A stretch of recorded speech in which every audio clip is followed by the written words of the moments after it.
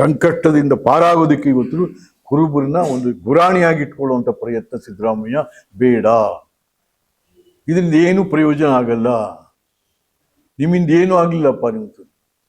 ನಾನು ಒಂದ್ಸರಿ ಹೇಳ್ತಾ ಇದ್ದೀನಿ, ಈ ಕುರುಬರು ಹುಡುಗರು ಕೂಕ್ಕತ್ತೆ ಜೈ ಜೈ ಜೈ ಜೈ, ಯಾವನಿಗೂ ಏನೂ ಆಗಲಿಲ್ಲ. ಒಂದು ಮೆಡಿಕಲ್ ಕಾಲೇಜು, ಒಂದು ಇಂಜಿನಿಯರಿಂಗ್ ಕಾಲೇಜು, ಎಜುಕೇಷನ್ನು ಇಲ್ಲ.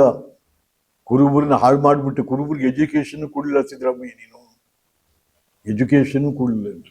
ಯಾವ SLC ಫೇಲ್ ಆದವು ಅಂಥವ್ರೆ ನಿನ್ನ ಜೊತೆ ಮರಿಗೌಡ ಈ ಥರದವೇ ಪಾಪ ನಿನ್ನ. ಹಾಗಾಗಿ ನಾವೊಂದೊಂದ್ಸರಿ ಹೇಳ್ತಾ ಇದ್ದೆ, ಸಿದ್ದರಾಮಯ್ಯ ಇದು ಹೆಂಗಾಗಿದೆ ಅಂದರೆ ಕುರುಬರು ಹುಡುಗರ ಕತೆ ಇಂಗ್ಲೀಷ್ ಸಿನಿಮಾ ನೋಡ್ದಂಗೆ ಆಗದೆ. ಇಂಗ್ಲೀಷ್ ಸಿನಿಮಾ ಅರ್ಥ ಆಗ್ತಿಲ್ಲ ಅವಕ್ಕೆ, ಜೈ ಸೀಟಿ ಹೊಡಿಯೋದ ಕತೆ.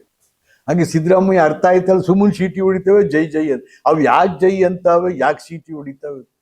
ನಾವೆಲ್ಲ ಮೊದಲು ಈ Ganesha theatre, Gayatri theatre English cinema ಬರೋದು, ಎಲ್ಲ ಜನ ಹೋಗೋರು, ಯಾರಿಗೂ ಏನೋ ಒಬ್ಬ ಸೀಟಿ ಹೊಡೆದು ಎಲ್ಲ ಸೀಟಿ ಹೊಡಿಯೋದು ಅಷ್ಟೇ, ಇನ್ನೇನು ಇಲ್ಲ. ಹಂಗಾಗಿದೆ ಕುರುಬರು